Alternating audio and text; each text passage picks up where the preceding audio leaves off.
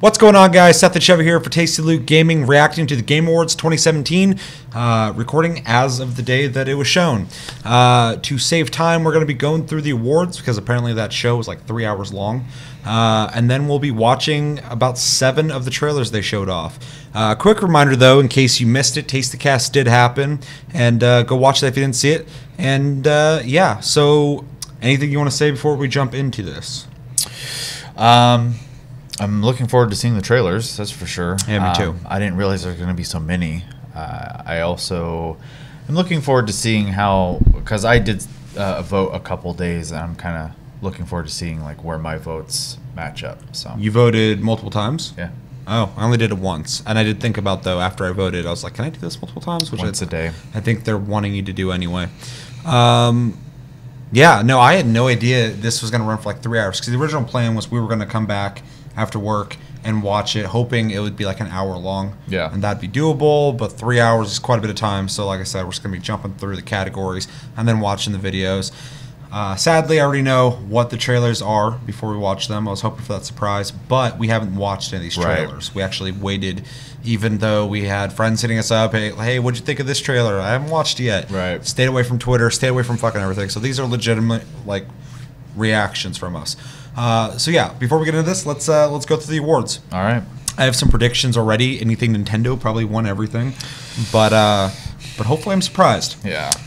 So off of the official Game Awards website, we're gonna scroll down, and they start with Game of the Year, and out of Legend of Zelda, Super Mario Odyssey, PlayerUnknown's Battlegrounds, Persona 5, and Horizon Zero Dawn. Big surprise, The Legend of Zelda: Breath of the Wild won. What do we think about that as Game of the Year? I'm kind of bummed. Me too. I'm sure it's a great game.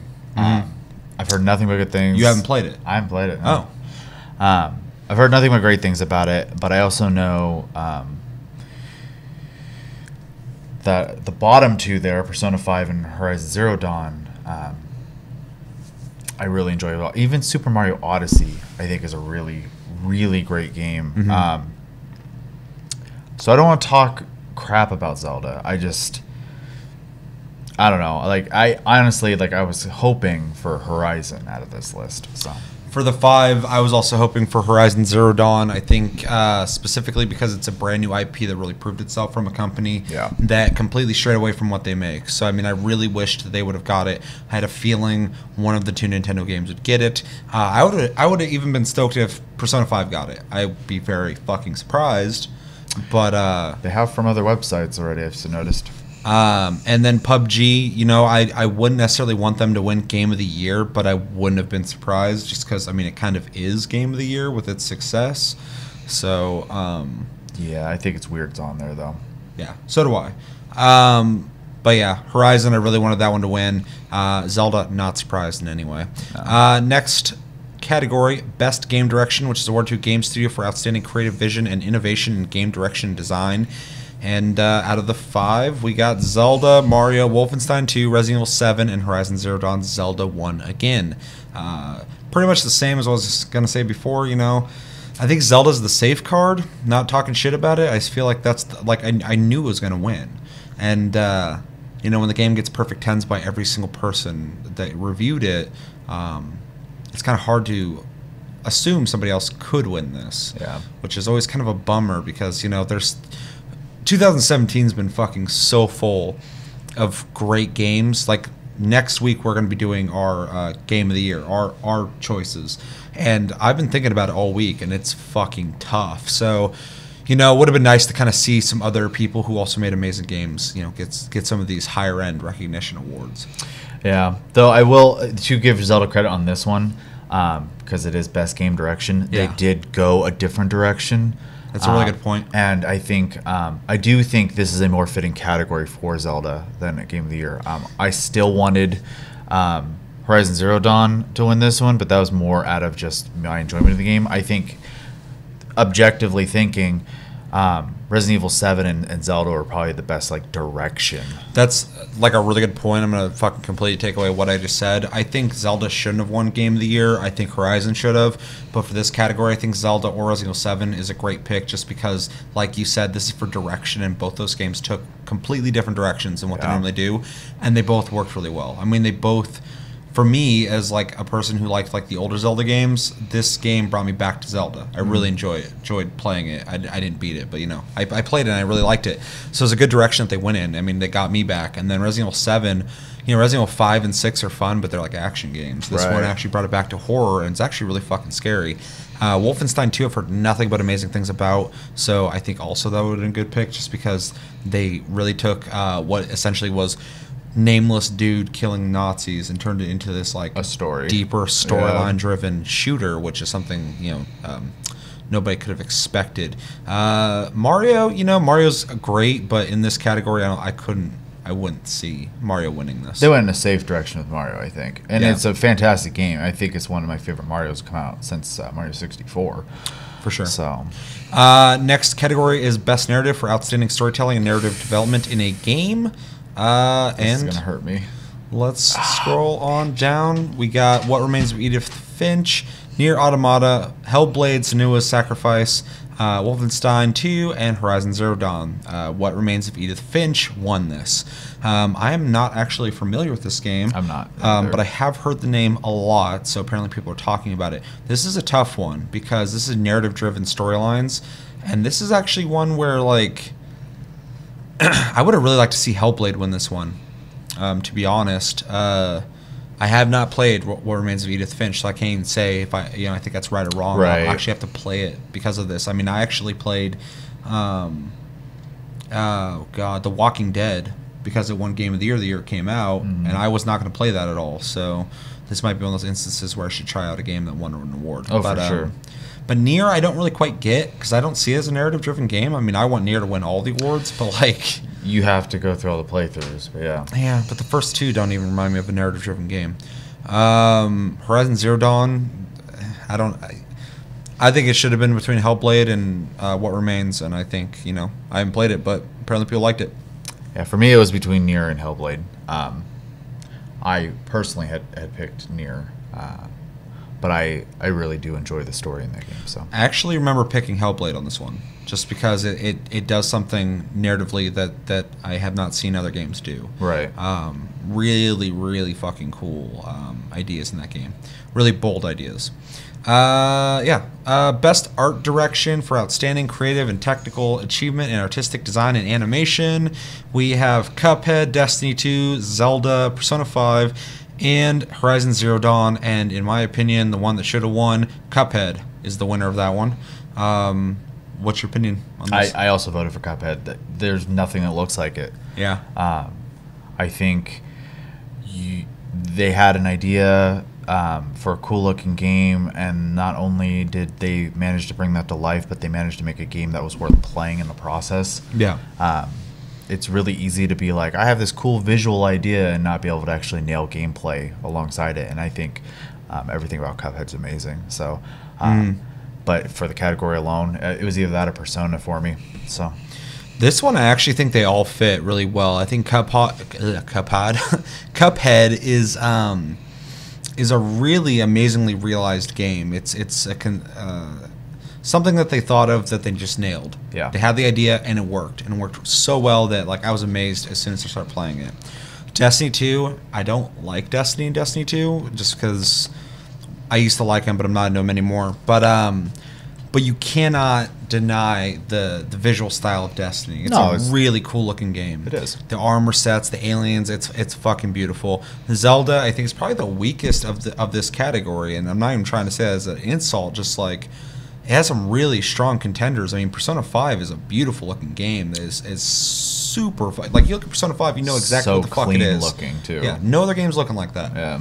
And Horizon Zero Dawn looks like a beautiful, graphically beautiful game. Yes. I think the design aspect though is like the world and the way it's been aged over, and like the robot dinosaurs. Those things are like amazing design. So I think these all absolutely deserve to be here. But Cuphead absolutely should have won, and it did. Yeah, for sure. Next one's best score / music for outstanding music inclusive. Okay, before we even get into this, I'm hoping Nier. That's what I voted for on this one too. Yeah. So I'm just gonna say what won, and then we'll go through it. Nier won this one. That's awesome. I would say that's so hard to deny on that one. Yeah, Nier has an amazing score, soundtrack. It's beautiful. But we got Destiny 2, Cuphead, Zelda, Mario, and Persona 5. And I like I said before, like I wanted Nier to win this one. They did. That's awesome.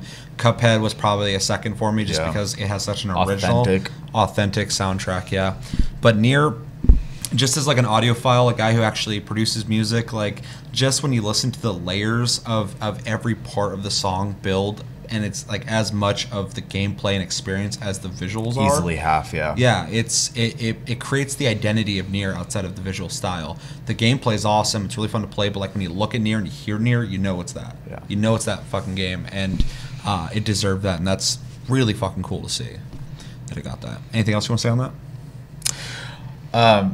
No, I completely agree with you. In fact, I would say that Nier is one of the few game soundtracks that I would actually sit down and listen to.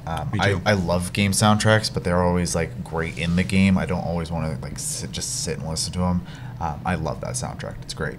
So yeah, even I don't even like watching people play video games or anything like that. But like if I see someone playing Nier, I like to just hang for a second, just listen to the soundtrack because it's such a great sound. It reminds me a lot of like Ghost in the Shell.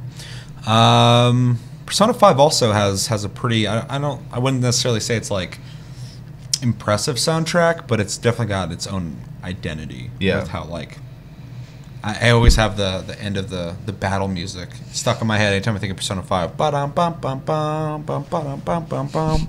Super Mario, Zelda, they got great Nintendo soundtracks. Yeah. For me, nothing new, but they're really good. They're solid though. Destiny 2, I have no idea what it sounds like. Yeah, I don't know the soundtrack for the game at all. Yeah. So that's awesome. At least we got one. Best audio design, recognizing the best in-game audio and sound design. I don't think it's on here, but I really wanted Battlefield 1. It's not. The one that is on there that I wanted though was Hellblade on this one. Oh, absolutely. Yeah, me too. That's what I voted for. Okay, so best audio design winner is Hellblade. Fucking A. At least when it comes to the audio aspect, people are on the same page as us. Hellblade, if you haven't played it, has a really amazing soundscape that you wouldn't expect from a game. She suffers from psychosis, and so like not only is it designed to make you feel uneasy, but it's also part of the gameplay in general. Yeah. You'll hear all these different voices talking, discussing, saying all these different things, making you want to go further, making you not want to go further. And it's something that I've never experienced before. It's a trip. Put headphones on, and it like my anxiety literally went up. I had to go, when I was still smoking, I had to go smoke a cigarette after I played it for like 30 minutes because like this is way too much. Its contenders were Destiny 2, Resident Evil 7, Zelda, and Mario, because Zelda and Mario on everything, and Destiny 2. I think Resident Evil 7 is also a good contender, kind of, because some of the parts of the games have some really creepy audio, but then other parts, like the voice acting, stuff like that, isn't like the best it could be. So, I wouldn't be surprised if that one won, but yeah, I'm just glad Hellblade did. Oh yeah, for sure. Any last thoughts? No, I'm just happy that one won. So, me too. Best performance awarded to an individual for voice over acting, motion, and or performance capture. Do you remember what these were? Yeah. What'd you vote for? I voted for Hellblade again. Yeah. I think I did too. Yeah. So we'll see what happens. Hellblade. Melina Jurgens for Hellblade, which is awesome because she does an amazing job. A lot of people, like nowadays, we live in such a good time where like voice acting is like respected, like actors should be, and there's like a lot of competition now. But she really put a lot into that role, and I've never even heard of her. So I mean, like this is a really good spotlight for her. We also have Laura Bailey. She also worked with a good person for that. So yeah. Andy Serkis, right? Yeah. For Ninja Theory. I'm pretty sure he was there. Probably. Yeah. I just think it's funny that he's so into mocap, and then they got a gaming company that's great. I mean, he's a fucking. If there's anyone that's a veteran of doing all that stuff, an expert in mocapping, it'd be him. He wins all the awards for that. Laura Bailey for Uncharted: The Lost Legacy is Nadine Ross. She's great in all the Uncharteds. Or no, Nadine is actually the chick from 4 in this one. So she is great in the 2 that I've played. Claudia Black for Uncharted Lost Legacy is Chloe Fraser. That's the one I meant to say. She's great in all the Uncharted I've seen her in. Brian Bloom for Wolfenstein 2 is BJ Blazkowicz. Vix. Ashley Birch for Aloy and Horizon Zero Dawn, which I did think she did a really good job. Yeah, I think so too. I think in all 5 of these, really good picks. This is a tough for one. Sure. But I'm happy with that result. Okay, the next one we got is... I actually want to say something real quick about the last one. Mm-hmm. I think what that category shows us this year, and like you kind of said already, the bar for actors in games now is so high. Yeah. It's crazy. I remember when like the name, was Nolan North, and that was it. Yeah. And now you just have like more and more just amazing people in the industry, and it's awesome because they get to do something that's fun and exciting for them, and we get to watch performances from them, from our favorite game characters and stuff like that, and they are those characters. It's awesome. Yeah, it's really interesting if you look kind of like, and me and you have been watching, like, we've been playing video games since we were kids. We've watched anime since the early 90s or whatever. So, and both of those hand in hand have kind of evolved with the voice acting. Mm-hmm. And for a while there, it was like, the dude that played Goku, the guy who played Spike Spiegel, their voices would bleed over into other things sometimes in video games, stuff like that. You'd hear them, you'd recognize them, but like you're like, they're okay. And then you start getting people like Nolan North. He was like the first like all-star voice acting in video games, in my opinion. And then Troy Baker came out and fucking just destroyed it. Like, that guy deserves like awards that are not just like, that guy's a true actor. And then now, like, look at this. We have 5 people here. None of them are Nolan North or Troy Baker. Yeah. That's awesome. That's fucking cool that we've got this bigger roster growing of like voice actors who are just killing it. Well, it's just getting better and better too. So this Brian Bloom guy I've actually seen in a couple things. So I think he was Kane and Kane and Lynch. I have a feeling. I'm not sure though. Moving on. Okay. Games for Impact for thought-provoking game with a profound pro-social meaning or message. I don't remember. I think I picked Hellblade again. All right, well, let's get into it. Hellblade 1. That's fucking awesome. Yeah. That's cool to see them get 3 of those so far. That's a topic that's not touched in gaming, and I'm so glad that super ambitious. It was acknowledged. Yeah. So. Other contenders are Please Knock on My Door. Never heard of it. Night in the Woods. Never heard of it. Life is Strange Before the Storm. Everybody knows my opinion on Life is Strange.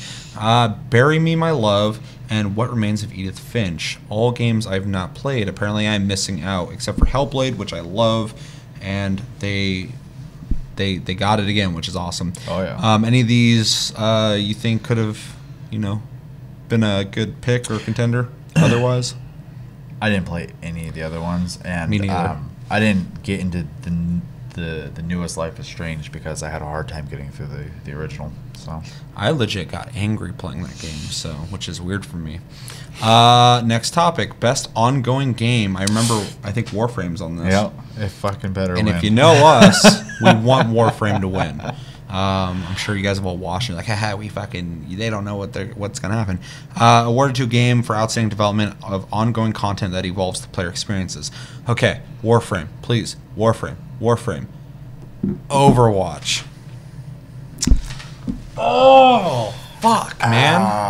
What a bummer. Yeah, that's a fucking bummer. Well, Overwatch, probably the most obvious answer. Yeah. Probably, yeah. I mean, that's the Zelda of like this.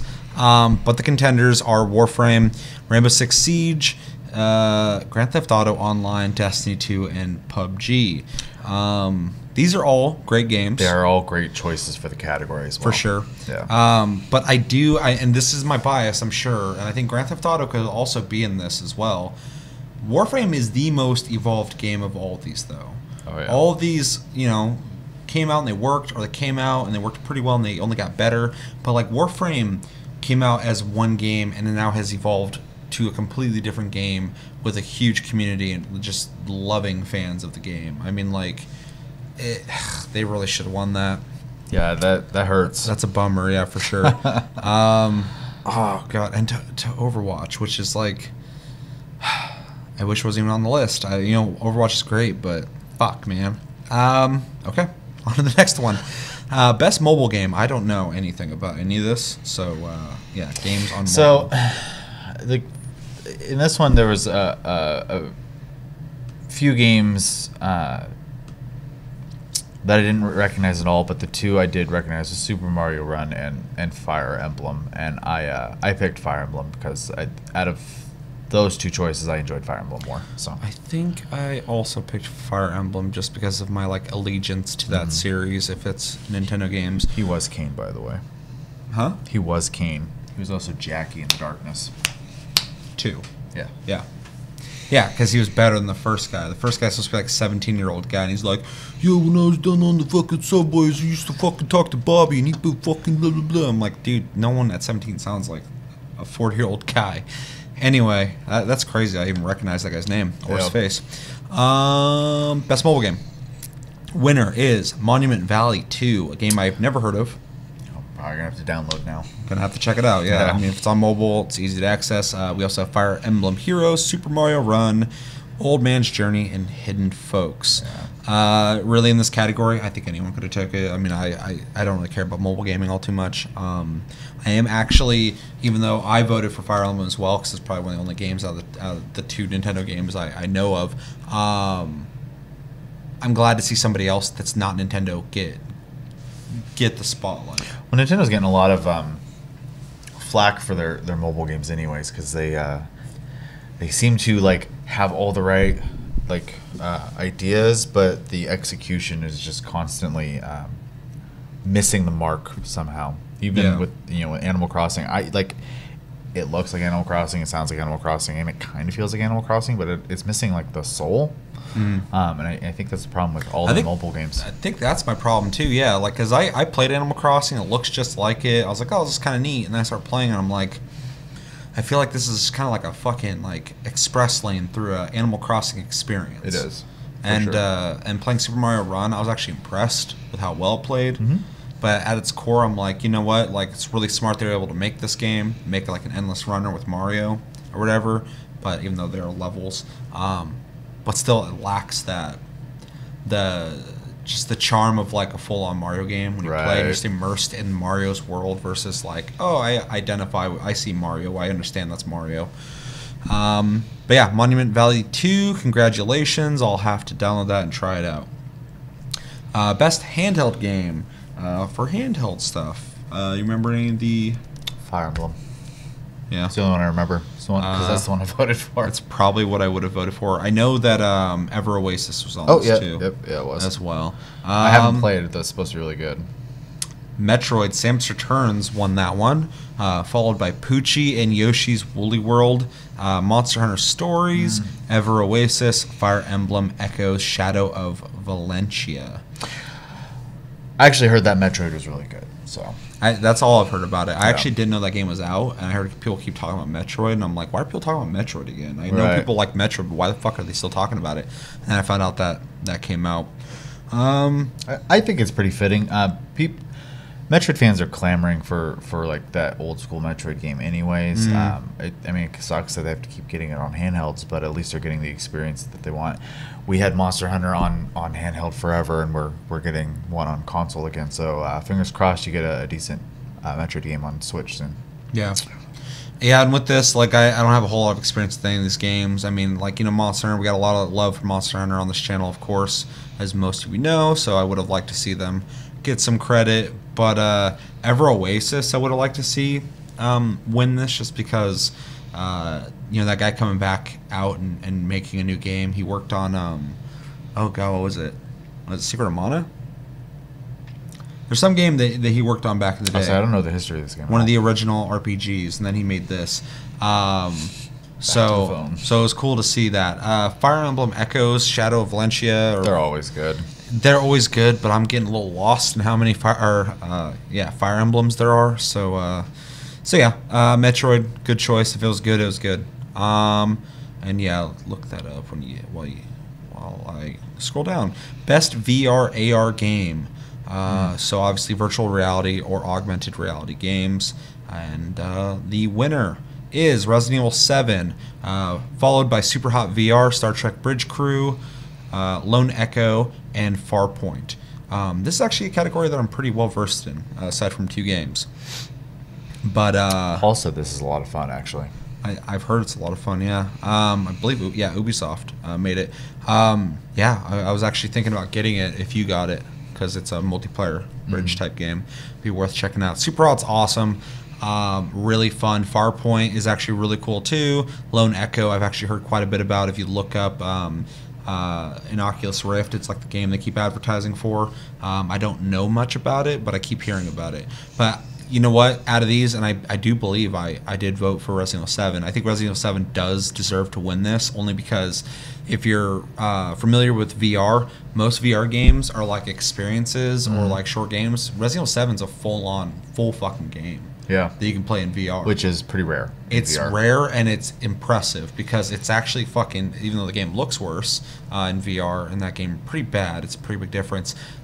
It's really immersive. And the game's already pretty creepy without the VR. So it was really fucking bold of Capcom to release a full VR game when PSVR just came out. Oh, yeah. That was a really, really good, I said, bold idea. It wasn't even that they because they were going to release Resident Evil 7 regardless. Sure. They just, instead of tacking on VR, actually made functionable, they didn't ignore it. It wasn't just some little thing they decided to tack on, which is super appreciated. Even games like Gran Turismo, which I love, the VR mode, you can play all the tracks with all the cars you've unlocked in VR, but it doesn't go towards your progress in any way. So it's literally just its own locked-in mode, which it still offers quite a bit, but it's more of an experience than the actual game, whereas you can play the game from beginning to end, full progress in VR or not, or switch back and forth. Yep. So I do think they deserve something just because they did something that people working on VR are not doing. Yep. Farpoint, really cool game, but at its basic core, it's a pretty basic first-person shooter. It just plays really well with the controller.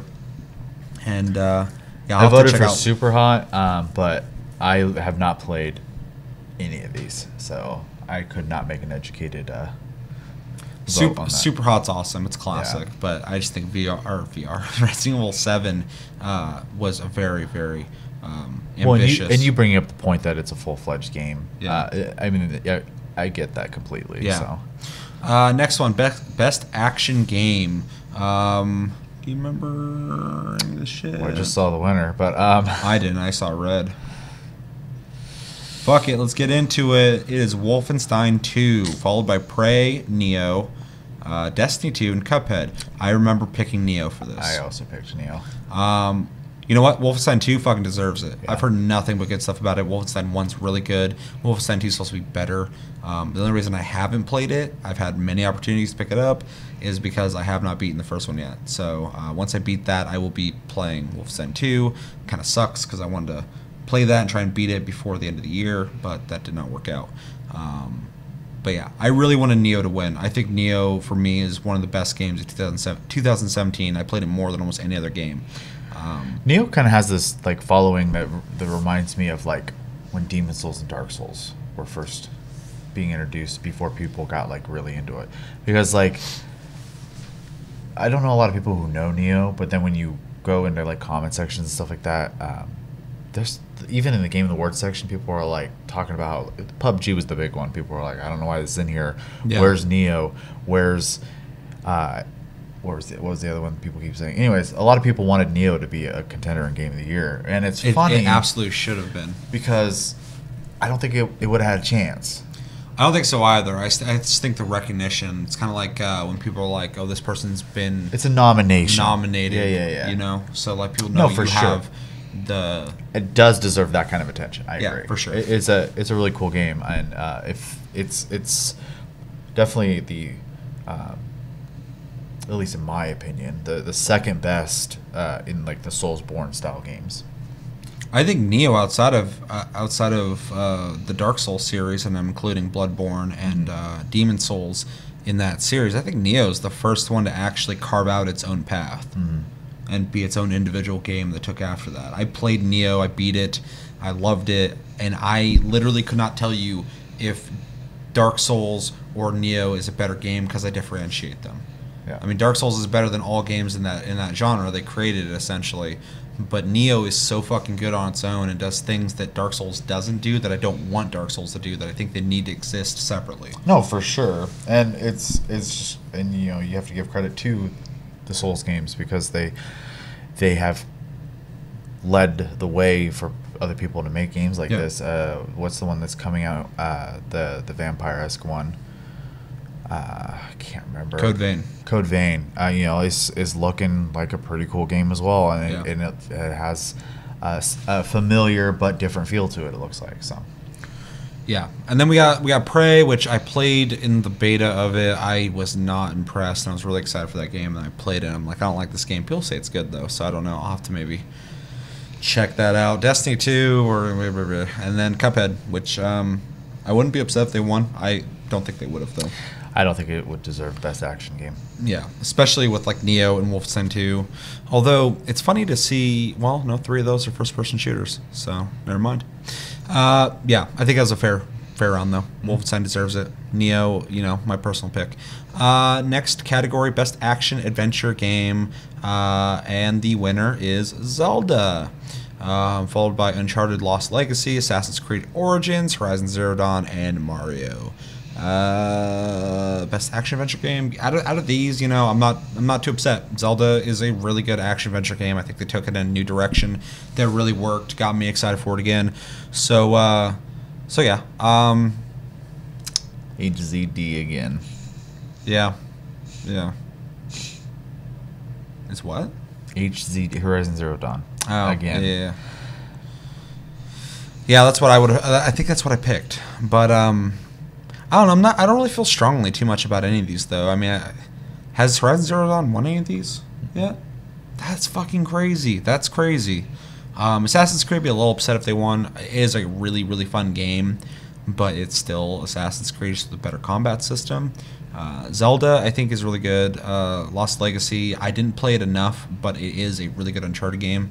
But yeah, Horizon Zero Dawn, I would have liked to see win this. Well, and I think Zelda and Horizon Zero Dawn are the top 2 choices in this bracket anyways. For sure. Easily. Best action adventure game. I mean, okay, so Uncharted is a great series. But you kind of know what you're getting into with this one. And I'm not trying to like downplay Uncharted, but in this case, it's not the a main series number. It was a side project they made. So it's going to be a lot of the same gameplay wise as Uncharted 4.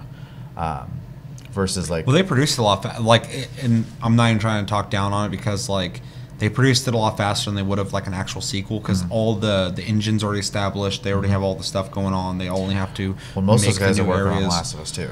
Sure. Well, they had a big team work on this. I'm sure that's why at E3 they didn't show off Last of Us 2 just because they wanted this to have its they turn. want the spotlight. Yeah. And it deserves it. It's actually really fucking good. Like I played it and it looks great, plays great, the voice acting's great, the storyline's interesting, but you have one game that completely changed itself, which is great, and its name is Zelda. Yeah. So and you have another game that, like you said before, a company who made a competent shooter made an even more competent action adventure game. Yeah. So.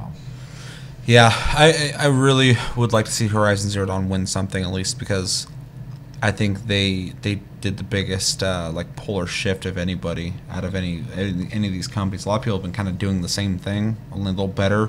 But I mean, these guys are making Killzone, which were really good first-person shooters, but just to kind of like not even make another first-person shooter with skill trees, but like make a whole other type of game and just nail it and do it better. Right. Really, I'm just weird about like new IP needs to be celebrated. Because there was a time there where we weren't getting new IP. Oh, so stagnant. Yeah. So it's just like when I see something like this, it's this fucking good. I'm just like, God damn it. Yeah, but no complaints there. Best role-playing game. Is Nier on this? I believe so. I think it is. If it wasn't, then it was Persona. Persona for me. 5, yeah, and I would have picked one of those two. So, winner is Persona 5. Followed by South Park, Fractured Butthole, Final Fantasy 15. Divinity Original Sin 2, which I didn't even know would be on here, and Nier Automata. This is a tough one. I think all these deserve it for sure. I mean, this is best role-playing game. The only reason I wouldn't, I mean, I want Nier to win this. I want Nier to win everything it's on. But Persona 5 is like a more traditional RPG, and I think those are kind of like lost compared to like action RPGs. Mm-hmm. So to see it win and be celebrated is important in my opinion. So I am glad to see Persona 5 win. Final Fantasy 15 is fantastic. From what I've played so far, it was well received. I think 15 has more flaws than Persona and Nier, though. Oh, definitely. So. I just like seeing this category because we have 3 Japanese RPGs. Yeah, and then you have an indie company who made, Divinity Original Sin, which was a great game, and then I've heard that this is just so much better, even. Well, people are raving about this on Reddit specifically. Yeah, I need to pick it up. It has like a Metacritic score of like 90 something. Yeah, it's supposed to be amazing. Yeah, I really like the first one, so I will be picking it up. And then South Park, which is a comedic RPG. I mean, this if anything, man, this is just showing that like RPGs are back in a big way because we are getting variety in RPGs we weren't getting a while ago. Oh yeah, it's actually really exciting. I actually like all 5 of these games. Yeah, and here's what's funny about this. I voted for Nier just because I really think as a whole package for me it's a really good game, but I will acknowledge Persona 5 probably should win this, just because Persona 5 it starts off a little slow, but once you get into it, it's actually really hard for me to stop, like to shut it off, which is a great sign. Yeah. I literally, because you're so busy, like when you're, not in the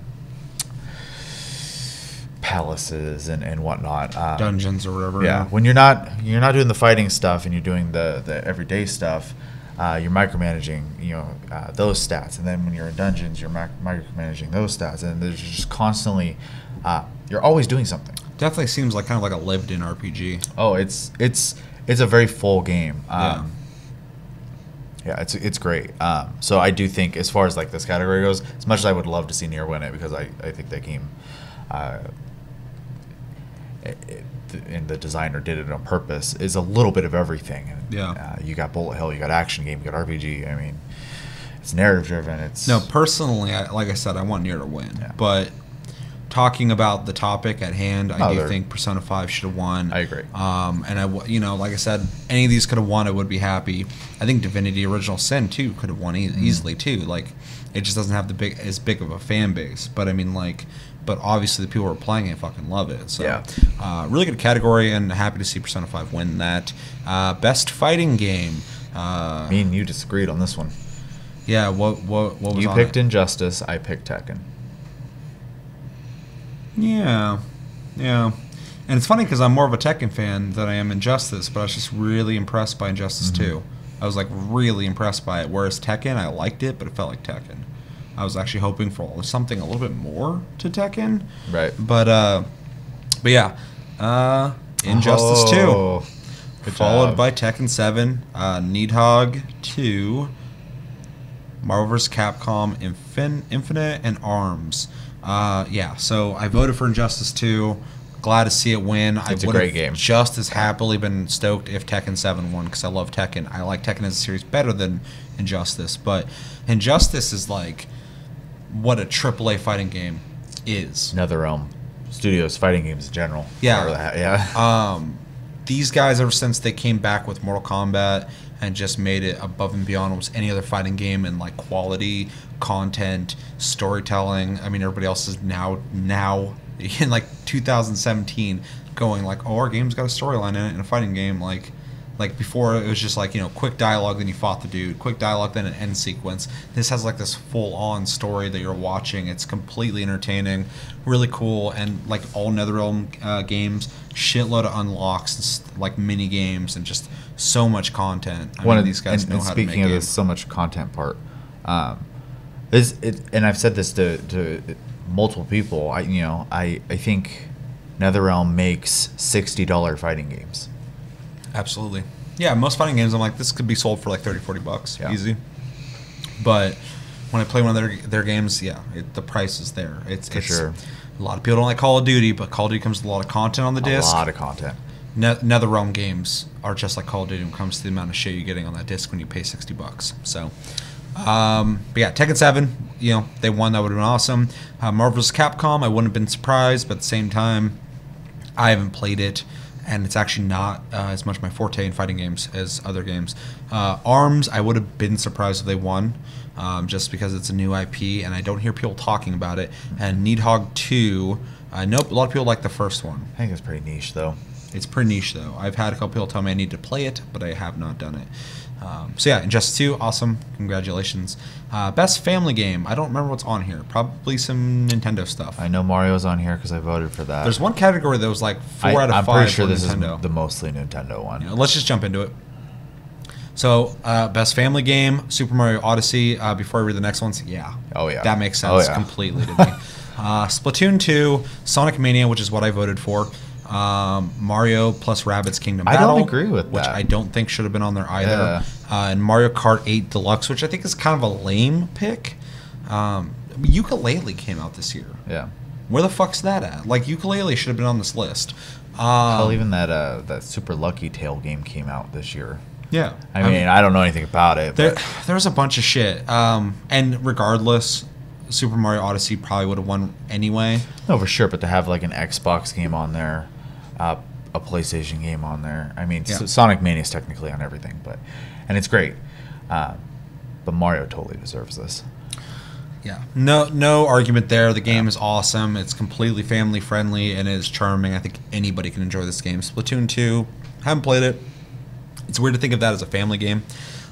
Even though there is no violence, it still is like a cooperative, there's still competitiveness to it, though. Team-based game where you're versing people. It doesn't really remind me of a family game. Sonic Mania, I necessarily wouldn't think of like a family-friendly game either. I mean, it's family-friendly, but like it's like so singular and like I'm playing. I'm gonna try and get. Even Mario singular in that regard too. However, like the essence of it though is just more. I would say watching Mario is almost like watching a cartoon. Yeah. You know what I mean? Mario and Rabbids. I mean, that's a tactical RPG, and it's a weird choice. Mario Kart 8 Deluxe. Like, I have no problems with it. I actually really like Mario Kart 8, but it already was out. That's last gen's game. Yeah, it came out. It's a re-release. I mean, it's kind of lame. So let me know in the comments if you disagree. But Mario 1, I don't see any problems with that. I think it's actually really even if the other four stayed. Mario Kart probably should have been swapped out for something that came out this year. Yeah, Ukulele would have been at least to be nominated, Yeah. I don't know. I'm sure there's other choices out there, too. I can't think of any top of my head right now. Oh, there's probably a bunch of shit. Yeah. We don't really play a whole lot of family games. Best strategy game. I think this had XCOM in it, which is what I believe I voted for. And then I think Mario and Rabbids is in this list. Probably. I can't think of any others right now off the top of my head. All right, let's get into it. Mario plus Rabbids Kingdom Battle wins. It's a fun game, but best strategy game? I don't know about that. Followed by XCOM 2, War of the Chosen, which was their expansion. Tooth and Tail, which is a game I have not played. I haven't played it either. Total War Warhammer 2, and Halo Wars 2. Out of these, I would have assumed it'd be Mario or XCOM 2. So, because Tooth and Tail, I've never played. I haven't even seen it. So I'm assuming your average gamer probably has not even heard of this. Total War is a niche game made by Creative Assembly, so it's definitely got that pedigree to it. But like, you got to be into Warhammer to like that game, probably. You got to be into Total War games. Exactly. Yeah. Yeah. You got to be into Warhammer and Total War to enjoy the game. There's no way that's going to win. And Halo Wars 2, there's no way that's going to win either, just because it doesn't have the depth of like a strategy game. But Halo Wars 2 I liked. I actually still need to pick it up. But I would have been really fucking surprised if that won. So, out of the two I said would probably win. I think XCOM probably should have won in my opinion. And like I said, that's one I voted for. One reason I wouldn't say XCOM 2 though is because even though it is an expansion, it's still to a game that already was out. So why not give something that like a full game that actually released in 2017 a chance? I mean, that's fair. Yeah, like I'm not even trying to say like, oh fuck XCOM, I love XCOM. I just mean in the regards of like strategy, because Yeah. Mario & Rabbids is fun, but it's a little simple in the strategy. It's a simple aspect. version of XCOM. Yeah, it is. But yeah, I think it's fair. I would have liked to see XCOM as well, but at the same time, you know, I'm really particular about games full releases that come out that year versus extensions of games. In that, I mean, I don't think it's unfair, but I put more weight on the games that actually came out. Next topic is best sports/racing game. I don't remember what's on this list, but if Gran Turismo's on there, I probably voted for that. I think I voted Project Cars 2. I might have voted for that too. Let's get into it. Forza Motorsport 7, followed by Project Cars 2, Pro Evolution Soccer 2018, NBA 2K18, GT Sport, and FIFA. Yeah, so I definitely voted for Gran Turismo. This blows my mind. Yeah, me too. Because the people who played Forza Motorsport 7 bitched. Yeah. Yeah, I actually heard a lot of negative shit about it. Aside from visually, it looks amazing, which, yes, it's a very beautiful game. Sure, but I heard it's literally 6. Yeah. Yeah, I feel like this is... As for like, this is like a true racing game. Like Project Cars 2 is the Dark Souls of racing games. I would not... Project Cars 2 is a sim racer. Like, it's fucking, like, it's gonna be niche as hell. So I actually would never see Project Cars 2 winning. I don't agree with Forza Motorsport 7, but I'm not surprised. Just because they create Forza so often that the brand name is with you constantly. Yeah. It's popular. GT, it takes a while for them to make those games. It doesn't have the same kind of quick impact, but has that slow burn. Well, Gran Turismo does better in Europe than it does in the States better anyways. Worldwide. Yeah. Every time. But GT Sport is an anomaly. It's its own thing. So it's not going to do as well. And it also had just come out when this was being voted for. The FIFA, NBA stuff, Pro Evolution Soccer, I don't play those games ever, so I don't have an opinion on those at all. But out of the racing games, I would have loved to see GT Sport win. Forza 7, you know. I mean, congratulations. There's a Microsoft game that won a game on here. For sure. Award on here. That's a good way to look at it. Ooh, I can't wrap my head around this one. But out of those, like Project Cars 2 and GT Sport, really fun games. Forza 7 is fun as well. Next one, best multiplayer game. Multiplayer gameplay and design, including co-op massively multiplayer experiences, irrespective of game genre. I don't remember what was on here, so let's just jump into it. Yeah. Winner is... Forgotten. Yeah, they don't have a winner on here. I will look it up real quick. Weird that they don't have that on there. So while you look that up, just type in Game Awards Multiplayer Award. I voted for Fortnite. But the 6 options or contenders are Fortnite, Call of Duty World War II, Splatoon 2, Mario Kart 8 Deluxe. My opinion on that does not change with this category. Destiny 2 and PUBG. Out of these, I probably voted for Fortnite. That's one I did. I would have voted for PUBG, but as a guy who played a lot of DayZ and a lot of Arma mods, I was kind of more excited by the prospect of Fortnite finally releasing and actually being good, in my opinion. So I kind of wanted to support it. Call of Duty World War II, I like the game. I would not want it to win this. It's Call of Duty. I don't think Call of Duty really needs to be winning awards unless they go back to like Modern Warfare 2, and before quality. Splatoon 2 is a game I haven't played, so I can't really speak on it. And Destiny 2, I wouldn't want to win this either. So yeah, PUBG or Fortnite I think would be the ones I would want to win on this one. This list also doesn't have a winner here. I wonder if they maybe skipped it. Maybe they did. Let us know in the comments. Do you know what won Best Multiplayer? And we're going to skip it as well. Most anticipated game presented by McDonald's. Okay. Oh, yeah. Last of Us 2. It's not what I voted for, but I knew it was going to win. Yeah, so most anticipated game, Last of Us 2 wins, followed by Red Dead Redemption 2, Monster Hunter World, God of War, and Marvelous Spider-Man. I'm just going to say right now, all of these are most anticipated for me. I'm fucking excited for all 5 of these. Probably the weakest one here is Marvel Spider-Man, and it looks awesome. I'll say it's not even a weak game. Yeah, God of War looks awesome. Red Dead Redemption 2 is going to be amazing.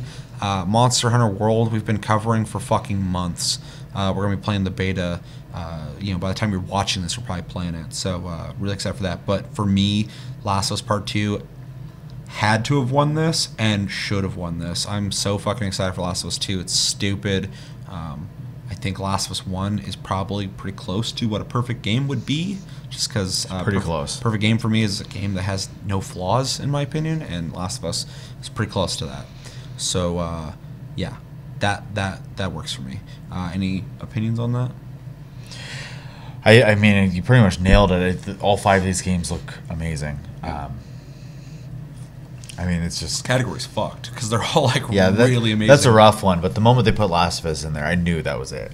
With how well received and how respected Last of Us is at this point, the other ones didn't stand a chance, I'm afraid. I mean, without Last of Us, Red Dead would have won this. I think so. Easily. Even though, like I said, I voted for Monster Hunter because I had to think about this on what I was going to play. I'm going to play Monster Hunter for sure. It's funny because when I looked at this originally when I was voting, I was getting ready to vote Monster Hunter, but I have to choose Last of Us Part 2 because Last of Us is probably one of my favorite games ever made. So I just had to. I had to do it, even though I want to pick all of these. Next topic, Best Independent Game. For outstanding creative and technical achievement in game made outside traditional publisher system. Best Twitter is all about, or is saying that they never did it. The multiplayer thing? Yeah, I guess there's a couple categories. People are like, "Where's this category at?" They just skipped it. I don't know what happened there. Okay, well we talked about it. Best independent game. The winner is what it should be. Cuphead. Followed by Pyre, game I have not played, Night in the Woods, What Remains of Edith Finch, and Hellblade: Senua's Sacrifice, which is also a game I would have liked to see win. It's more traditionally made, though. Cuphead is something special, I think. Cuphead is special in the sense that, like, Super Meat Boy was special, and, like, Fez was special. Yeah, that's a good like, example. Like an actual, like, independently made, like, small in-house game that just has so much personality that's impossible to look away from it. Yeah, and I think Cuphead it just meets exactly what the hell I just said. So I think that I'm really happy with that pick. Yeah. And I need to play this What Remains of Edith Finch game because it keeps popping up. Best student game awarded the best student project created at a high school or college level. This was the judges only. So we didn't get to vote on this. Okay. Well, I'll say, we probably don't have any stake in this either because I don't know what the fuck games these are. So, out of these games, we have Level Squared, which won. Meaning, Impulsion, Falling Sky, Hollowed, and From Light. They all look competent. Have not played or heard of any of these, obviously. And congratulations to all 6 of these because, I mean, if I'm not mistaken, this is, people who are yeah, it says right here, high school or college level. So these guys aren't even done with schooling yet. So, and their shit just got all over everything. Yeah, they're now known to the world. Yeah. So awesome, guys. Yeah, congratulations on that, and congratulations to Kip Brennan, Steven Scoglio, Dane Perry, Sveinborn University of Technology for Level Squared. I was getting lost in that. Trending Gamer. So we're gonna get lost in this stuff. We don't watch a lot of streamers. Yeah. So we'll just kind of go through it. We'll just go through it. I keep seeing this guy's face, Guy Beam. And if you guys watch these guys, we don't know any of them. So let us know if we should watch them. Steven Spone, Mike Gierzik, Clint Lexa, and Andrea Rennie. But yeah, this Guy Beam guy looks like he robbed a bank. He won, which makes sense because for some reason I see this guy's face on a lot of random things. So apparently he's popular. Congratulations to that guy. Best eSports game. I picked Rocket League, but it probably didn't win. Let's just jump into it. Oh, Overwatch. Big surprise.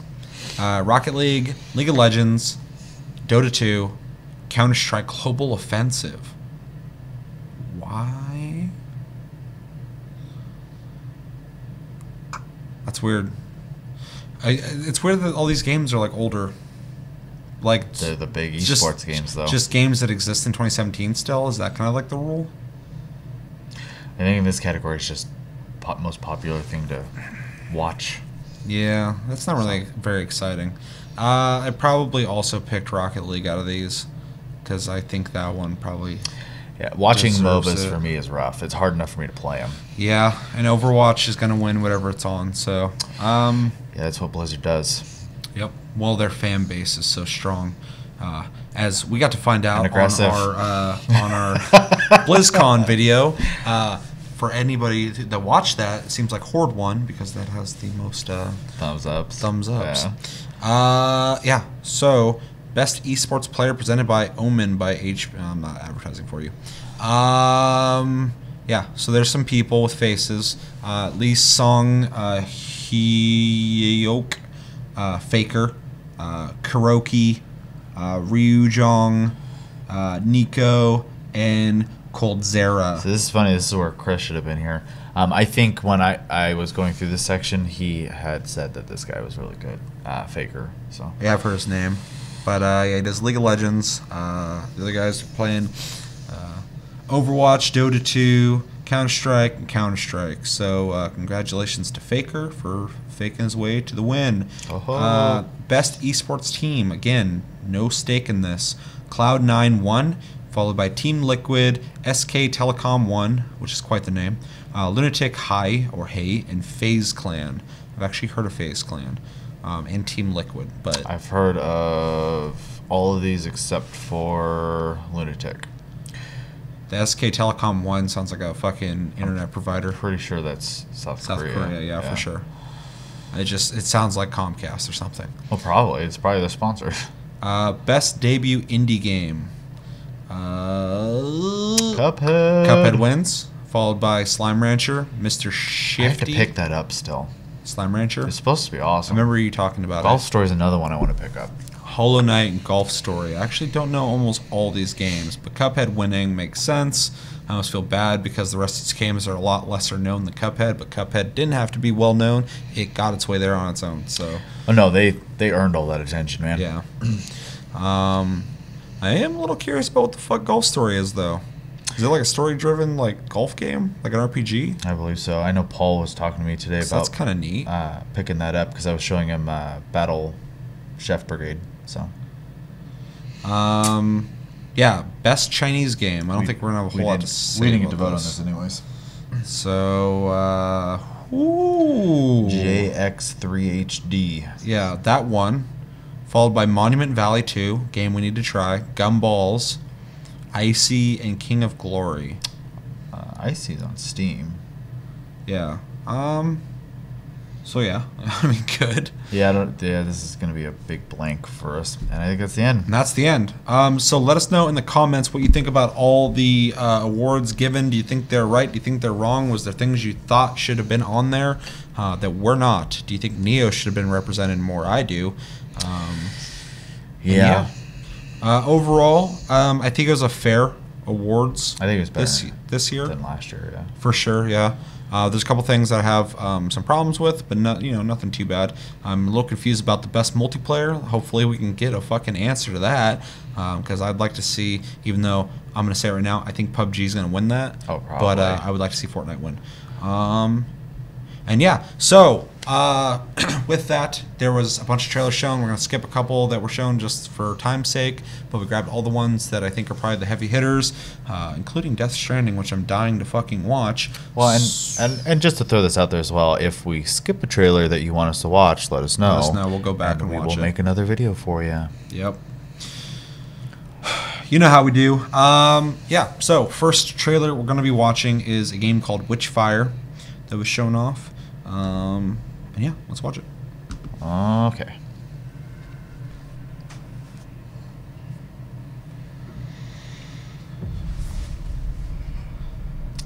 I like the visuals. I like the visuals. I like kind of the overgrowth look to it. Mm-hmm. I have a soft spot for anything though that like it seems like the Earth is kind of reclaimed land. It's kind of creepy. It's kind of creepy, but it's also fascinating. Yeah, I think. Vanishing Ethan Carter was a pretty neat game. If this is actually in game, that'd be really impressive. You know, it's beautiful. Because it's really it's really good. That looking. weather effect, that's so good. Yeah. And there's guns, which I like. Oh. Guys who made Painkiller and Bulletstorm. Looks fun, actually. This looks pretty fucking cool. Kind of getting that Painkiller vibe from it. Oh, dude, no. For sure. That looked like it should have been like the next Painkiller game. No, that was neat. That was cool. I had no idea that was a thing, so... Well, and like Painkiller's been kind of gone for a while, and it's funny because that series like did better after like it was gone. Low key popular. Like they made like 7 of those fucking games. Yeah. So that's really cool. Mm-hmm. Way better than I thought it was going to be. Because they actually did that trailer really cool too because they're talking about the vanishing of Ethan Carter, which was an adventure game, and that they kind of showed that, and then it's like, oh, and Painkiller, and I started shooting, like showed people shooting shit. Right. So really, really smart way to do that trailer. Kind of showing a little bit of both worlds. Next trailer is Dreams, a game that was shown off a while back. We didn't see shit on at E3. I was actually really confused why we weren't seeing it. I think they said it wasn't ready to be shown yet, so... Well, because before, like, it was almost just kind of a concept more than a game. So maybe they needed time to, like, conceptualize it into how you're going to actually interact with it. They didn't want to do a No Man's Sky? Yeah, for sure. So here goes Dreams. All right. This is a game I'm actually really interested in. I hope still really interested in. Hopefully it's not fucking weird.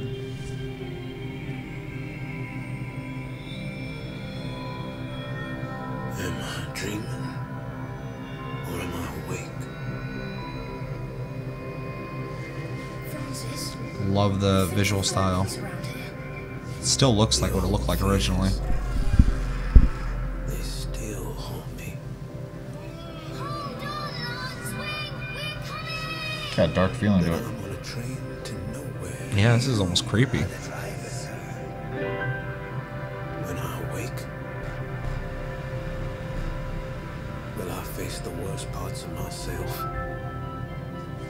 I need to listen to that quiet voice calling me. That need to make something again. We'll make it.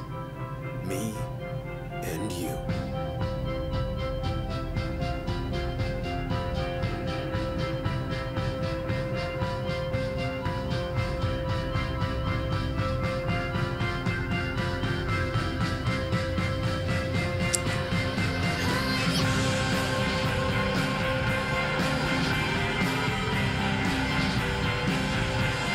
I'm actually really excited for this game. So you can do a lot with that, it looks like. Well, I mean, they literally just took the whole like idea of the community of Little Big Planet, and they made a game of that where you just make whatever. Because people were making all this crazy shit they shouldn't have been able to make. So they're showing so many different like styles of visuals and stuff too. That's crazy. And these guys are really into like artsy stuff. Oh yeah. So they're kind of hit or miss because like they made a traditional platformer, but they added so much creativity and like artistic flair to it that some people kind of get lost in that aspect of the game. They don't really want to do anything with it. Dreams is literally just an extension of like, hey, now it's not like this game plus an add-on. It's like this is just for you to create with. Yeah. Which I think is great. I actually can't wait to fucking get my hands on that just to see not only what I can make, but I remember early on reading or hearing that they wanted it to be like actual dreams, how like in a dream you're going through a scenario and it kind of fades into another dream without ever feeling like it, and they want that to be like in this game where you'll be going through somebody's thing and then merge into somebody else's, which I think would be really fucking cool. That would be really cool. Yeah, really cool, really ambitious. Yeah, any last words? No, I'm just glad to see that. Well, they showed something on it finally. So. And I think the trailer was really good. I It was really good. Got like kind of chills watching that because there was like a really cool, just like it started out kind of eerie and then it's kind of built to something bigger, which I'm a sucker for. So, world premiere of a game called GTFO. Probably get the fuck out, or maybe it means something else. I'm not sure. Let me know in the comments. But yeah, world premiere. So brand new game and go.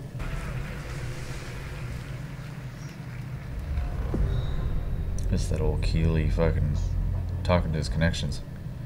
Comes every night without fail. So from the designer of Payday 2, 4-player cooperative experience, People every time. Terrifying one.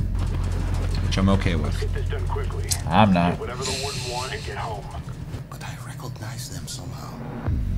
What the hell is this place? Good visuals again. They're screaming at me. Yeah, it I does don't look hear them, but I know slightly it's- indie developed though. You got anything? Kind of getting like an Alien vibe. Hate and anger.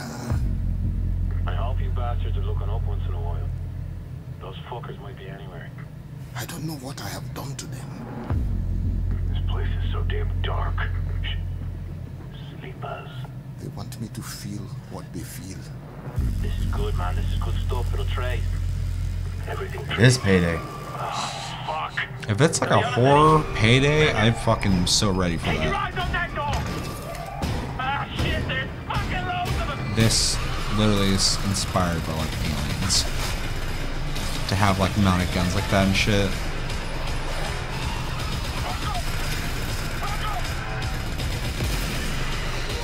Getting a little bit of oh god, Zed's I'm not sweating. Killing Floor? Killing Floor vibe. Perfectly calm. Yeah, it kind of reminds me of Killing Floor. Kind of reminds me of Dead Space And it's too. not a nightmare. It's just part of me, who I am. I don't fight it. I just live around it. Okay, bye.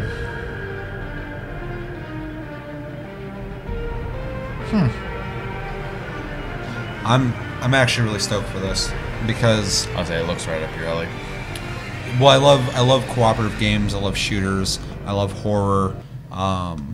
One thing though, I don't think people have really mastered yet, and I think there's still room to kind of evolve there, is group horror or cooperative horror. It's kind of hard to make scenarios where it's scary for everybody. Yeah. But I want to see people still working at that and keep working at it. I actually think the newest Call of Duty zombie mode somehow incorporated jump scares into a game, like a game where 4 people are all running around doing their own thing. So Right. that was actually really cool to see. So yeah. Plus, I'm like a huge fan of like Alien and Aliens. So like anything that can get me closer to experience like that, I'm stoked for. So I will be excited to see the progress of this game's development though, because it still looks kind of early in its development. It Yeah. looked fine, but like some of the movements are a little stiff. So, but at the same time, if it's made by anybody who like worked on Payday 2 is like not the most polished game. It's a really good game, but it's definitely like indie developed. For sure. Kind of. So, one I'm really excited for, we're going to be watching, is FromSoftware's new game teaser trailer. A lot of people are saying this is Bloodborne 2. Even though they're supposed to be making Armored Core right now. Yeah, which would be amazing to see. Hopefully we get to see that at PlayStation Experience, Wouldn't that be cool? but I don't think we're gonna. How the hell are they gonna work on fucking Armored Core when Dark Souls 3 is like the most popular of all the Dark Souls? The series like grew and grew and grew, and they're like, we're not making it anymore. Of course they're gonna make Bloodborne 2. I mean, it's the smartest financial fucking decision. But it's a huge Armored Core fan. Fucking let me see that shit. Please. Yeah. So from software game, let's do it.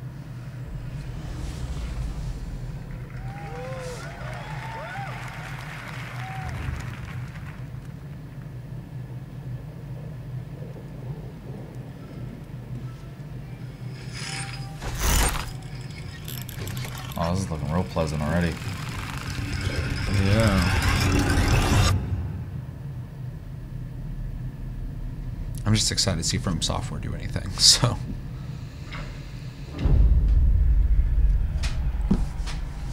All Is right. that it? That is like not even a teaser. They showed us a picture almost. Ooh, that's cheap. Yeah, that was dirty. I don't even know if I'm gonna put that. Well, yeah, I have to. Okay. FromSoftware's making something. It's confirmed. So. And there was some like bloody string type stuff. And I don't have any opinion on it. I mean that. I don't either. But to kind of back up what you said, you know, excited anything FromSoftware makes at this point. Yeah. It's funny watching their climb to fame because they made Armored Core, Which I've been playing since PlayStation. Yeah, people love. So I've been a FromSoftware fan for a long fucking time, and so we're at the point now where like Dark Souls has gotten them into the main light and fucking they can release that. The budget is in their games now because Yeah. of the success of the games keeps growing, and so Sony keeps going. Here's a bigger check. Which is crazy because Armored Core 4 Answer was fucking awesome. It was amazing. This is the fourth one. Then the fifth one came out and they took a weird direction with it, and it wasn't that great. And then Dark Souls kind of took over. So I'm hoping we're gonna get some of that pedigree of like what they've learned from Dark Souls and go back to a more traditional Armored Core, not have the weird cooperative versus boxy. I would love Armored to Core see 5. so yeah, definitely the older like Armored Core style, and especially with the way systems are now, you could make such a crazy hyper experience like that. I don't know. Yeah. We'll see. Yeah, so next trailer, I'm really excited for this game, Metro Exodus. We saw a little bit at E3, I believe. Was that E3 or Gamescom? Yeah, no, it was E3, and it was funny because I remember they didn't say the name until the end of the trailer, and the whole time watching it, I'm like, man, this is gorgeous. The animations are super good. It kind of reminds me of Metro, and then, it's like Metro Exodus. I was like, oh, it's because it is fucking Metro. Yeah, and a quick shout out, if you haven't played Metro or Metro Last Light, fucking play those games. I think they're some of the most underrated games that exist. They are fucking great, masterfully made games that are some of the most immersive games I've ever played. So if you like immersion and really good stories and crazy visuals, play those games. They also have the Redux, which made both the games better looking, so play those. They could literally say Metro on this and I'd be like, okay, I'm ready to buy that. Just throw your wallet at the computer. Break my screen. It didn't work. There's no one out there, Artyom. No Oh, is one Artyom to in help this? us. No one to hear us. Artyom. If there was, don't you think we'd have found them? I'm so fucking excited to play this. This world is dying. We have to accept it. There's only us.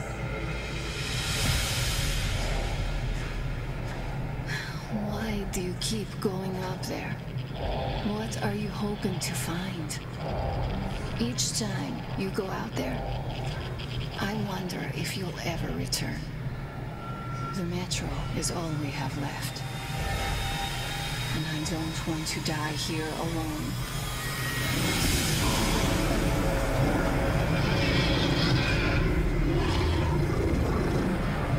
That's an ugly puppy.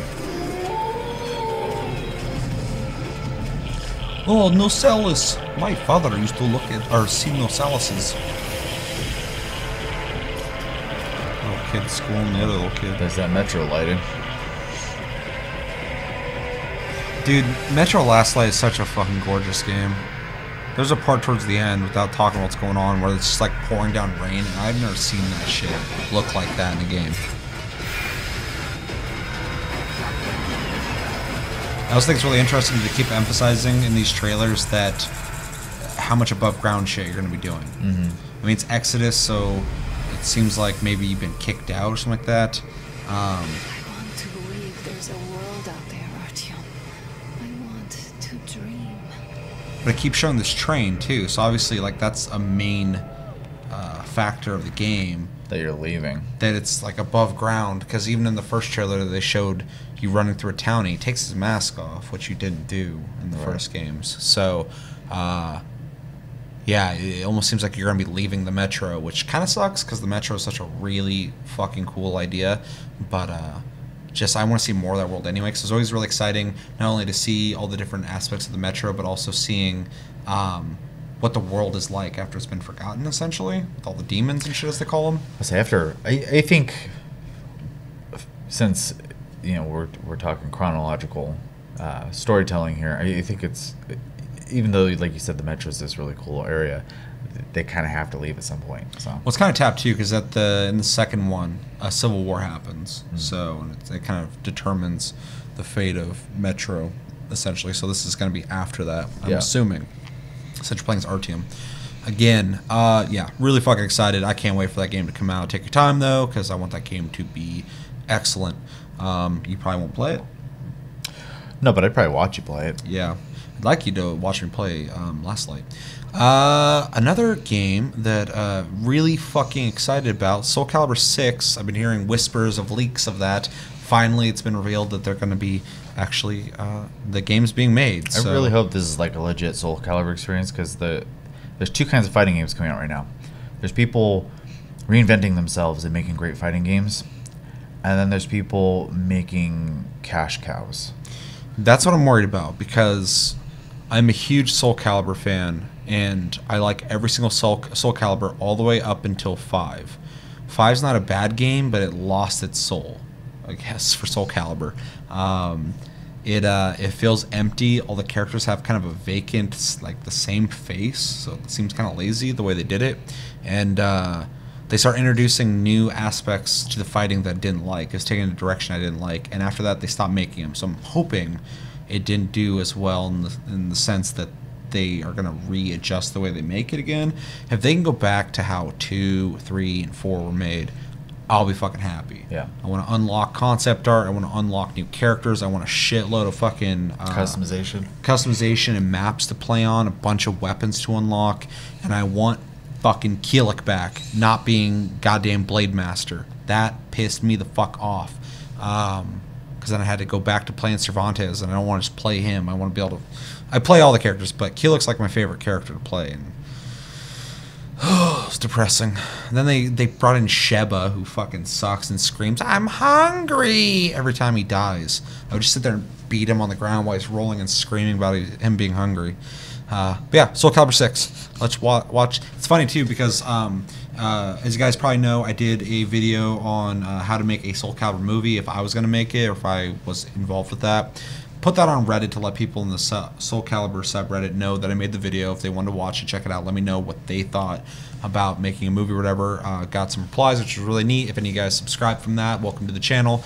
But within the time of posting that and talking with a couple people on there, when I came back, the subreddit had just filled up with fucking Soulcalibur 6 revealed. And I was like, well, I know one fucking game that got shown at the Game Awards. Yeah.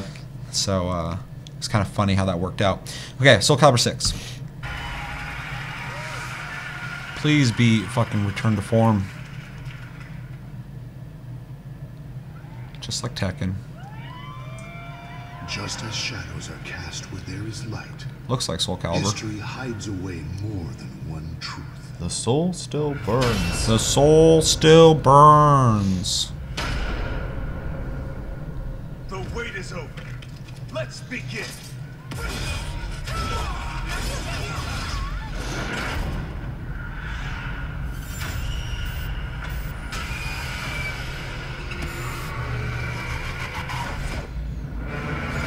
Okay, thank you. I was like, where's the soundtrack at, man?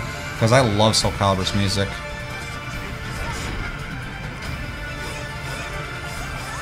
Just like Tekken, it's going to have that real precise Hitbox. Yeah. Which is what I love about Soulcalibur. Welcome back to the stage. Ooh, of chills. history. I love Soulcalibur. New character? Probably. Very brief. I don't know if it's the quality of that video, but I was kind of underwhelmed by the graphics. I felt the same way about Tekken 7, though. Yeah. And Tekken 7 was also done on Unreal. Which I feel like is kind of a shortcut. Which is kind of crazy, though, because, like, and I could be wrong here, but I think, isn't Guilty Gear on Unreal? Sure, but it's a different developer. They might work with it better. Maybe, and that could be the case. I just 'Cause I remember seeing the last Tekken before 7 come out. I don't know if it was 6 or Tag Team, whatever the hell. Came out on PS3. I remember when I saw that, I was blown the fuck away. I was like, this is a gorgeous fighting game. It's beautiful looking. And then I played Tekken 7, and it's fun. But I was like, this is not as good as I was hoping for. Right. Like, I when I think of Tekken, I think of like one of the best visually looking fighting games out there. And yeah, Soulcalibur V had a similar thing. When I looked at it, it looked like 4 with slightly shinier graphics, but everybody had like the same face. It seemed like lazy. So the things I am excited about that is the combat looks fun. The map looks like Soulcalibur. The characters look like Soulcalibur. Yes. The graphics didn't look that great. Could have been the video, but the video was also shit. I would say it was a little grainy. It was really grainy looking. So we might have just watched a bad video for that. But I'm gonna hold out hope for the game, because even though I'm not a fan of 5, it's not a bad fighting game. It's just not as good as my favorite series of fighting games. Soul Calibur's my favorite, so it's kind of a touchy subject when you start fucking with that. I just kind of hope, well, not kind of hope, I do hope that you're getting a lot of content, though, because that's really the problem fighting games had the first time before they kind of like piddled off, and then like, you know, they had the resurgence. You know, they all just kind of were bare bones, and there was just so many of them. So it's just one of the best things, like we said earlier when we were talking about Mortal Kombat and Injustice, is you get a lot of content on the disc. It makes it worth buying it. So please do that with Soul Calibur, and even just fighting games in general. Like make it more than just the fighting. Yeah, it's getting harder and harder to kind of justify spending $60 on fighting games if they're not on par with where fighting games probably should be in 2017. If you're getting a bare bones basic fighting game for $60, it almost feels like a ripoff. Just like sports games now are starting to add like everything to them. Like Steep is not just a snowboarding game; it's a bunch of things. And the new the Club 2, wherever the hell it is, they're doing the exact same thing. It's Ubisoft as well, but they're going to be adding like motorcycles, fucking like speedboats, helicopters, cars and shit. You know, it's getting harder and harder to justify that unless you are making like a AAA experience. So, yeah, I agree with that for sure. Yeah, bang for your buck. Yeah, that's what I'm hoping for. My biggest thing though is it's got to have a good roster. It's got to. I mean, just do not make a weaker game than any other Soul Caliburs, because they've done such a good job on never doing that. Well, especially after a break.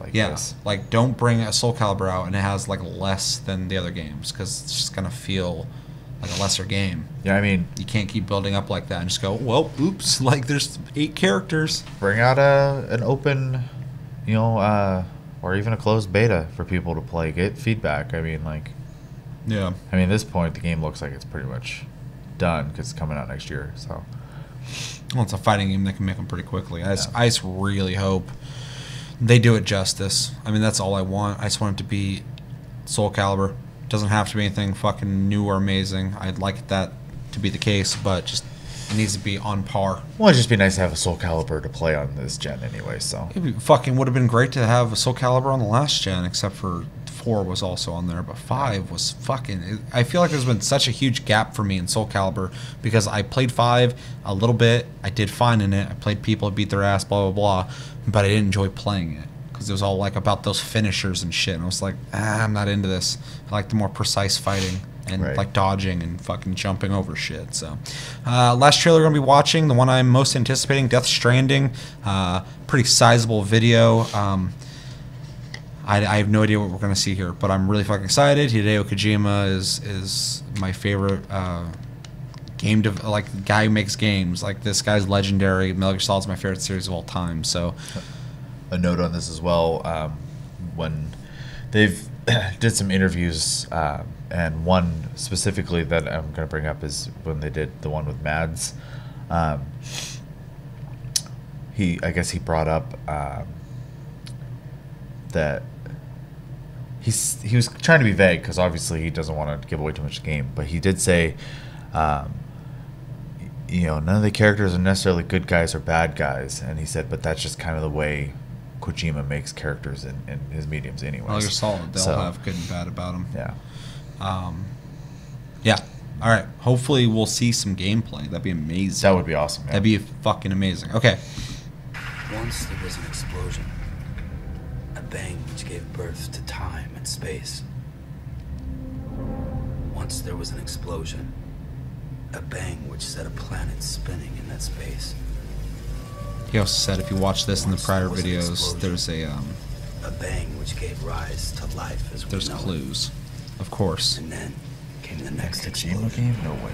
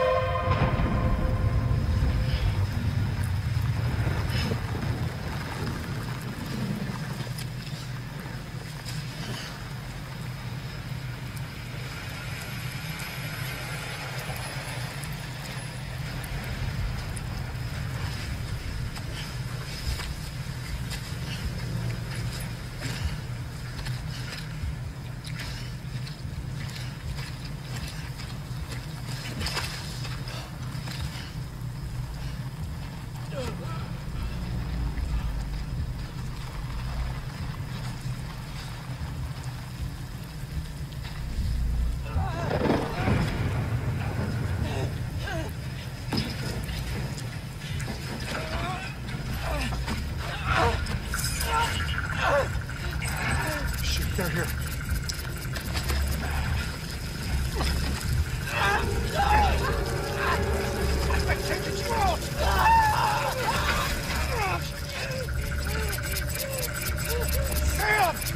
Shut up. Don't even breathe.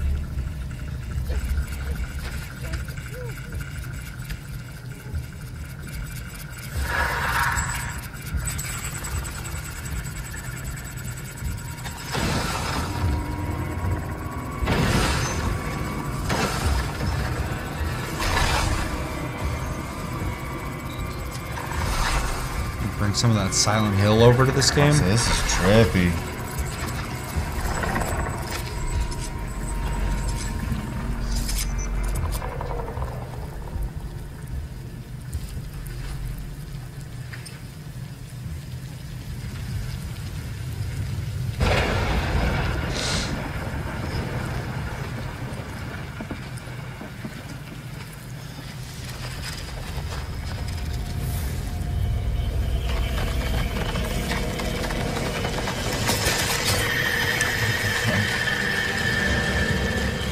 Bye.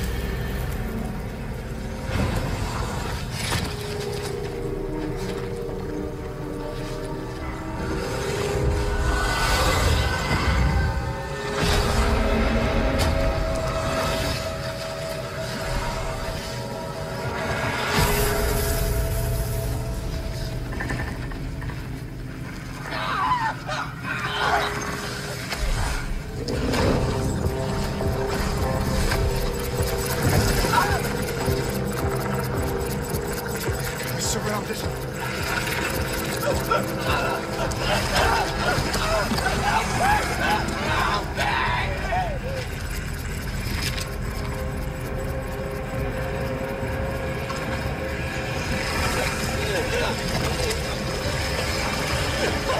What the fuck?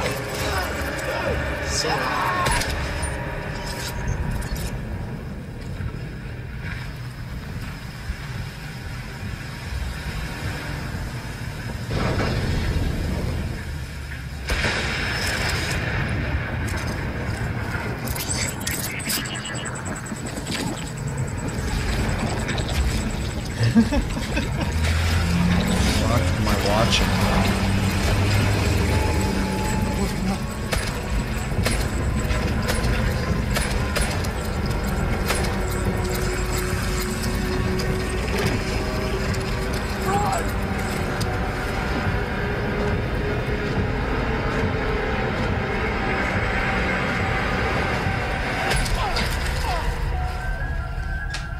This is fucking crazy. This is like Kojima's fucking mind untapped. Like,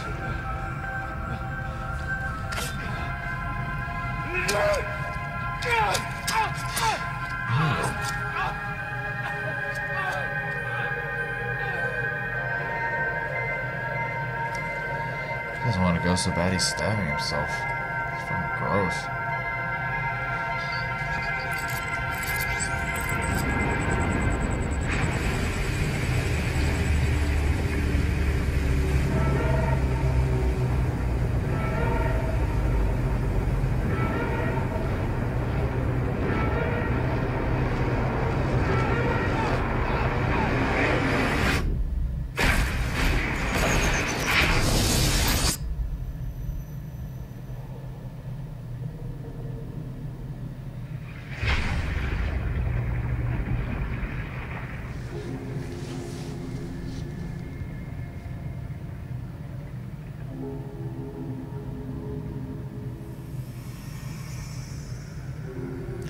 Mr. Reese has been spending a lot of time in the mocap room with this guy.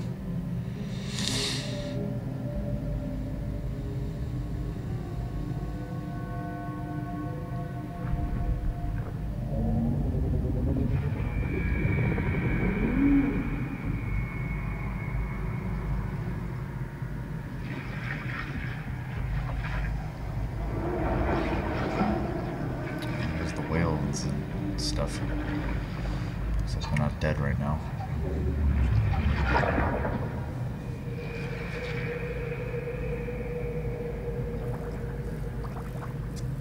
The thing is, I'm hoping like we're not gonna get like Metal Gear Solid 2 Kojima with this one.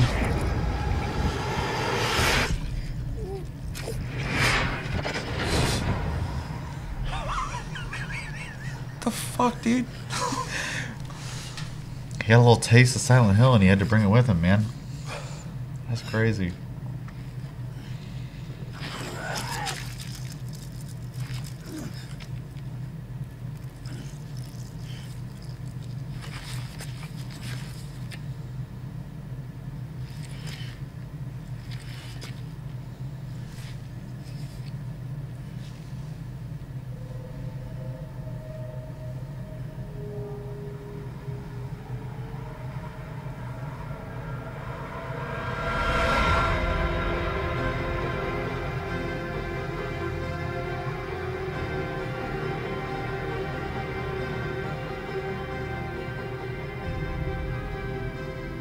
Once there was an explosion.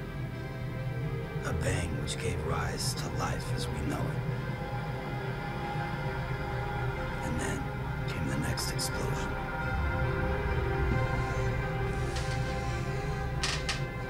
An explosion that will be our last.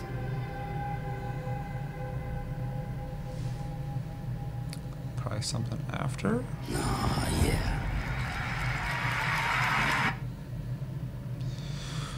Okay, what the fuck did we just watch? I don't know, that was trippy. That was long too, that's crazy. That was long. I don't know where to begin with that. First off, visually, I think it's fucking amazing looking. Oh, yeah. Even though I don't know what the hell's happening in it, the imagination there is fucking insane. Oh yeah, that's way over the top. It's crazy. Because with every couple frames or whatever, something new was happening, and the whole surrounding was evolving and changing, and fucking just that raised so many questions, which is like not necessarily what every trailer should like. Trailers should get you excited and raise some questions, but that rose so many questions for me that I'm just like, I still don't know what the fuck Death Stranding is, but I'm a little closer to understanding what I'm gonna be experiencing playing the game. Well, it's crazy too, because I mean, obviously in all three teasers now, that was a fucking trailer. Yeah, but that was the full part of the game. We've gotten 3 different eras almost, if that's even what we can call them. But they all seem to involve like that blackish water, you know what I mean, and those floating dudes. So I mean, that's obviously a common connector. Yeah, we'll have to, on one of these upcoming episodes we're doing, maybe read up on some of the fan theory type shit on it, because I mean, like, we could sit here and like find the connections, but we're not going to sit here and. Well, I'd have to watch that a few more times anyways. Yeah, I was mostly watching a spectacle for that first watch there. So for sure, and I'll need to rewatch that again because there's so much there I want to re-see. I really like the sound direction though. The music was really good. Really dug it. I like the visual style. I am absolutely fucking interested in like the more like mysterious and like horror themed stuff going on there. That was really fucking cool. there's definitely horror themes going on. That's crazy. Yeah, it was creepy. The dude getting dragged off in the mud or whatever by whatever the fuck, and the guy shot him.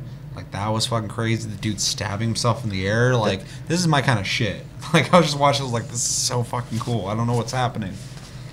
Yeah, I mean, I'm kind of at a loss for words at the moment. That's which me. Is, like, which is awful because we're recording a video, obviously.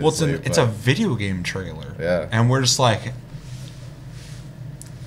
I don't know what to say. I mean, it's very Kojima. I'll give you that. That's what I was saying when we're watching it, man. Like, fucking Kojima comes up with some crazy ideas for his games. They always seem to work. Even 2, which was convoluted as fuck. But, this just seems like fucking any little essence of trying to keep things grounded and make things kind of crazy and Metal Gear Solid. This seems like he threw that out the fucking window. But he's not attached to to Metal Gear. Obviously, like he had to keep everything grounded to make sense. No, I got that. Yeah. But that's not just because he was attached to Metal Gear Solid. That's because that's what that story was. This idea, this concept that he has in his head, is all that crazy shit that he mixed into Metal Gear Solid. It's just that untapped. This is just that part of his brain fucking unleashed, because this is fucking crazy looking. One and you know, like we both had, you know, said it at some point in that video. There's definitely some of that Silent Hill in there too that he brought with him. Well, yeah, because he went from working on that to start working on Metal Gear Solid to working on Silent Hill. So his brain was in a whole other area trying to conceptualize a horror themed game and like what Kojima would bring to that, and then that got fucking shut off. So he's not just gonna be able to shut those ideas off. So he's gonna bring some of that to the table, because there's definitely some really eerie shit going on there. I'm also getting like a vibe of like interdimensional type shit, because like I don't know, there's a lot of stuff that seems like it's like, well, they keep talking about black holes, and it's funny. Yeah. Well, they keep talking about the Big Bang. I'm sorry. Yeah. Even though I know people had figured out the necklace from the original teaser, and that was like black hole mathematics, I believe. Yeah, there's like quantum mechanics shit going on, which I'm fucking excited for. I love that kind of shit. But even the things that he's seeing slightly, like when he said they're surrounded, you kind of saw it for a split second. Yeah. Didn't really remind me of something that's like tangible and there with them, but like something that's almost in between. Right. It had kind of, you could see its footsteps, but it wasn't there. And like they might not even see them because they might not be with them, but then fucking once they can sense them, they can grab them through wherever the hell they're at. Because like I don't know, it's fucking weird. No, I kind of get that, and it kind of plays along with the second teaser pretty well too, because that was like almost like mixed eras. It felt like, but it. Well, that's why I said interdimensional, because there's so much random shit going on in that Yeah. one scene. I don't know if that's actually in the game or if that was just like a teaser to get you excited for it. I was gonna say, you know, they had to settle on to get a game like going. Is this on Unreal? I can't remember what engine they picked. They had to pick a pre. Oh no, this is on the Horizon. Yeah. Engine. That's what it was. Which is beautiful engine. So I shouldn't say settle. He literally toured the whole fucking world to find an engine, because he didn't have time to make an engine. Because I mean, look how long it takes to make It took him to make a Metal Gear Solid game. Yeah. Most of that was engine work, man. Yep. I mean, look at Metal Gear Solid 5. The Vox engine, yeah, they were advertising incredible. that for years. Well, yeah, and then what he showed off with PT or Silent Hills. It's a trip, so like the photorealism and crap. That looked amazing. And that's that engine he got to spend forever making. So he didn't get a chance. He didn't get a chance to do that this time. So he had to grab someone else's engine. And that doesn't look like Horizon. Yeah. So I also thought it was really interesting too that they partnered, in the sense that whatever Kojima can get out of that engine, they're sharing that with Guerrilla Games. Well, yeah, they're getting the vice information versa. with the people who made the engine and stuff like that. How do we use your engine? And then because once you make the engine, you can expand upon it and build upon it. So whatever they're doing, they could learn lessons that Guerrilla might not. and vice versa. Sure, and then now he gets his pedigree, you know, that brings to the table, gets to play around with their engine. And he's like, hey, did you know you could do this with this too? And I don't know. Plus, how fucking cool is seeing that trailer working at Guerrilla Games going, that's our engine. Yeah. Look what they're doing with that. That's fucking awesome looking. It's a huge show off. Yeah, for and sure. if that game comes out and does well, they're like, we made that engine. Yeah. Like, how cool is that? Only people like Epic Games can really say shit like that with Unreal, since they own Say everything. Unreal, Crytek, as much as they have their ups and downs. Yeah. And then id Tech is Unity. on a couple id Tech things. is Unity is pretty much just like Unreal at this point. But kind of go off on a whole other thing. That trailer was really fucking cool. It's Yes. what I needed. Like I said, my brain is going all over the place just trying to think about what I saw. I wasn't expecting that much. Yeah, So. neither was I. But yeah, I think that's going to do it for our Game Awards 2017 roundup. Let us know in the comments what you thought about any of the trailers we watched. Are you excited for any of these games? You should be. Is there any trailers that we missed that you think we should watch? Let us know. We'll cover them. Did you try throwing your wallet at the monitor? I almost did. I almost broke my laptop. What did you get out of Death Stranding? Is there something we're missing? Is there something that the fans are finding out? Is something you found out, or something you think might be a thing going on in that trailer? Did you figure it out? Let me know, because my brain is going crazy.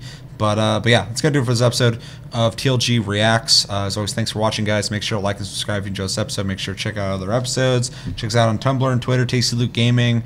Check out the streams on the channel if you miss them. They're uploaded. Check me out on Twitch, Sleep Division, all one word. And yeah, my name's Seth. I'm Chevy. Until the next episode, we are going to be doing our Games of the Year next week. And we're also going to be covering PlayStation Experience soon. Really fucking busy right now, so bear with us, but we got a lot of shit coming out soon, so stay tuned. And yeah, until the next episode, have a good weekend, guys, and take it easy.